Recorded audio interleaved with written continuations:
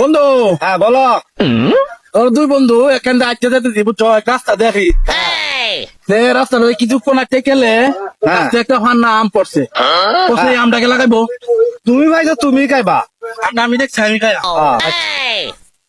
এই রাস্তা দিয়ে আর কতদিন যেতেছে খেলে কাঁচি কাডল ফাইকিয়া পুড়িয়ে যেতেছে করে, হ্যাঁ। কোথায় সেটাকে লাগাইবো?